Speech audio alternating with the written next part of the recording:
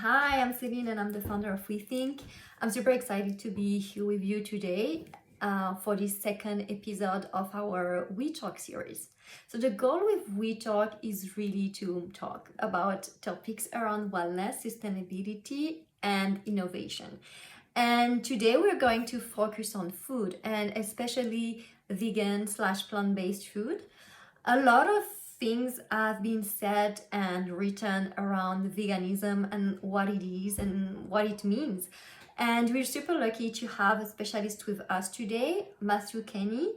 So Matthew is a celebrity chef, he's based in LA, and he opened his first vegan restaurant in 2004. So he's dedicated his life to veganism. He has already today like several restaurants all over the world. He's written cookbooks. He's the founder of the Food Future Institute, and we are really lucky to have such an expert on the topic with us today. So let's welcome Matthew. Well, hi, Matthew. Thank you so much for being here with me to talk about vegan food. You dedicated your life so far to vegan food. Like you wrote several cookbooks. You have restaurants all over the world. You created the Food Future Institute. Such a great pleasure to have you. Thank you so much. It's my pleasure. Thank you. Yeah, well, I've been passionate about this endeavor for 20 years. So, and it's great to see what's happening around the world with plant-based food. Right. So let's start by talking about like what is vegan food. Well, that's a very good question because um, first of all, it's plant-based cuisine that does not include any animal products. Then it gets a little bit tricky after that because of course there are vegan foods that are highly processed. So um, you know, Oreo cookies, for example, are vegan. And a lot of, not healthy foods are vegan, but the technical definition is that it's basically any product that does not include any animal, dairy, meat, fish, and so forth. And for the most part, like even honey or byproducts of animals. The the reason I always embrace the term plant-based is because to me, vegan food is really whole plant-based food, not processed, not so synthetic and so forth. So that, like any type of cuisine, there are cleaner versions of it and there are, more processed versions. But for me, it really means vegetables, fruits, vegetables, nuts, seeds, sprouted grains, legumes, and so forth. Right, thank you. Well, that's a good transition for my next question, actually, because vegan or like plant-based is always associated or like often associated with healthy and sustainable. And actually, you're just saying that it's not always the case. No, it's not. For example, palm oil, which is not a sustainable product, is vegan, Mhm. and so we try to be sustainable on all levels. But I think it's really important that we continue to share the message that sustainability is just as important as being vegan. We have to think about the entire ecosystem, not only animals. Great. Yeah, like there's also like this association with like not eating meat and like meat production is a big polluter. So like it's so the fact of reducing meat, you have all these meat-free Monday movements, for example, or all this movement to try to reduce meat consumption to go towards to help improve the environment. Yes, absolutely. And I think the good news is that all the proponents of, or most of them, of plant-based, of course it's fun to have some junk food sometimes, but for the most part it's a very conscientious and rapidly growing network of individuals around the world, and they're making a big impact and on all levels really. So it's good. And that's actually a good point because now, like plant-based food is not only reserved for people who don't eat meat at all. It's becoming more popular to people who are more towards a like a flexitarian diet and just want to reduce their meat consumption.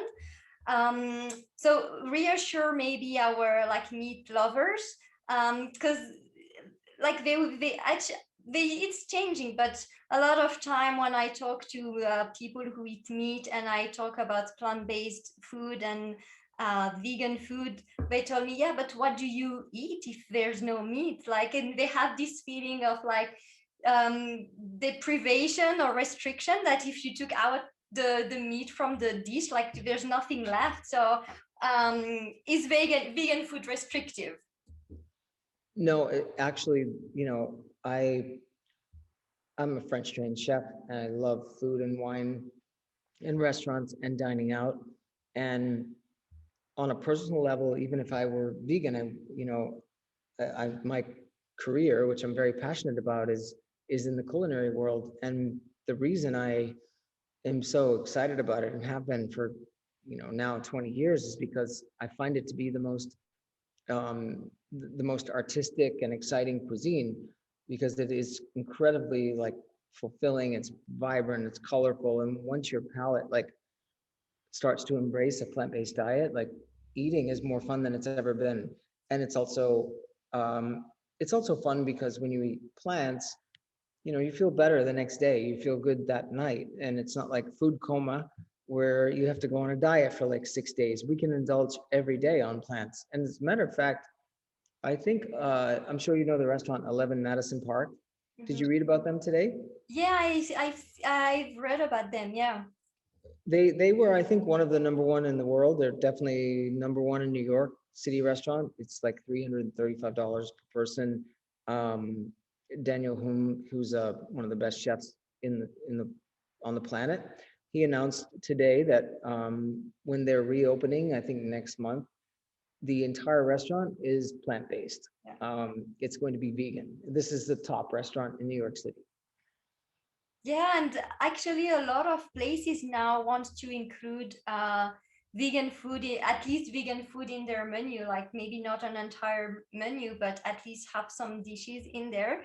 And actually, I really agree with you when you say that vegan food is actually opening a lot of other possibilities, because you have to be more to be creative, use ingredients maybe you're not using as much before, and not taking all the potential of these ingredients. So it's yeah, I find it really creative. And actually, like because I've been to places where they think that doing like a vegan dish is just taking out of the meat, and you end up with this soulless salad with like nothing in there. Or so why would you say are some simple like some tips do you have to create vegan dishes, or like what skills and knowledge is required? Because it's like learning a new type of cuisine. Like you wouldn't expect like an Italian chef to know how to do Japanese food if he's never been trained on that. So I guess it's kind of similar with vegan food. Yeah, I mean, I think that on the consumer side, like diners or whoever's enjoying food, they really should focus on the flavors that they love in the beginning. Of course, get more experimental later. And the same for chefs. It's, you know, we have Mexican concepts and we have burger concepts and Italian pizza restaurants and pasta restaurants.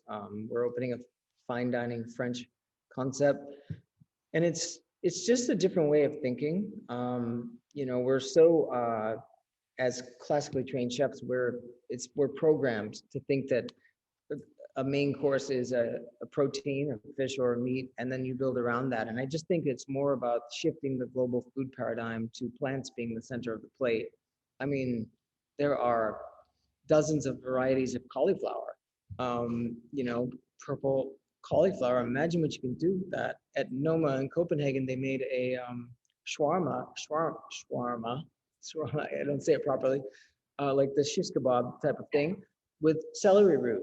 Um, it's incredibly satisfying. I cooked dinner for friends this weekend, made a Spanish dinner with croquetas and paella and some other, other dishes like that, and a cheese course like with Marcona almond and all that. So it's nobody has ever said that to me, that they feel like they're missing something. It's just a matter of like chefs really doing their part to make it amazing. Yeah, and I guess it's also like um, it's growing and people are getting more and more innovative. Like I remember eating in Vegas, like a vegan burger, and it was like instead of a steak it was like mushroom, and it tasted like the texture, it really tasted, and the texture was like meat. So there's so many of the innovation in the culinary world today that makes the vegan food much more accessible, and I guess allows it to be like more and more creative. Yeah, yeah, no, and we have, so many incredible tools these days as chefs to work with: thermal immersion, dehydration, smoking guns. Like, so all of the same tools that are used in, contemporary cuisine can be applied to plant-based cuisine. And I think that's the big difference today versus maybe 5 years ago, is that, really well-trained and highly experienced chefs are employing their skills and their knowledge toward plants. And that's why we're seeing such a movement, in my opinion. Great. um, I have another question. So, why and how do you think vegan food is important in today's world? Well, first of all, I think it's the most exciting way to eat, as I mentioned earlier. I think to truly enjoy food, we have to be enjoying not only when we're consuming it, but also after we finish dinner the next morning. But also, our food choices are impacting so many other aspects of the planet: the health of our families, the health of animals, the environment. The population growth is not, it's not a situation where we can sustain the production of animals at the level that they've been consumed in the last, 100 years or whatever. Yeah. So we're all connected. The whole ecosystem, the oceans and the lands and the animals and all of nature. So if we're really going to support this many people, we have to make changes. But the beauty of it is that it's not a compromise. It's really the truly the best way to enjoy food. And everything we do is about helping people realize that. Yeah, I guess you're right. Like there's this marketing message in general or around food in general that is like very negative sometimes. It's without this and without that, but it's never it's without this, okay, but it's with this and with that. And we always like highlighting the negative or what it's taking out, and not always the like showcasing the positive and what's in there. And yeah, I think there's a bit of work to do like in this marketing side to make all these foods a bit more attractive, and not feeling that you're taking something out but that you're gaining from it. Yes, at the end of the day, we're all pleasure seekers. We want things that taste good, that look good, that feel good. So, 100%. And that's why, with our company, our brand, we stay very focused on making this food as fashionable and delicious as we can. And that's our message, try this. Right. Last question. What is your favorite vegan dish to eat and to make? Well, to eat, I'm so simple. I love pasta. And very simple pasta, but just really high quality pasta, very good olive oil. Maybe if it's truffle season, some black truffles and a touch of lemon and sea salt. Um, but cooking, I like making things that are more like casseroles, like moussaka and lasagna, and it's just something very comforting about baking things that are kind of unified in one. Of course, as a chef, you want to do very pretty food with a lot of components, but I really love deep, rich flavors. That's what I loved when I was growing up, and I like creating plant-based versions of those for friends. Nice. So yeah, like food that brings back emotions from childhood or from like good times with the family. Definitely. Good, good. Thank you so much, Matthew, for this interview. That was really great. Thank you, and all the best with all your restaurants and all your ventures. My pleasure. Yeah, good to see you, and I'm sure we'll talk soon. Thank you. Yeah, hopefully we Great. will. Yeah, thank you. Have a good day. Bye. Thank you. Bye.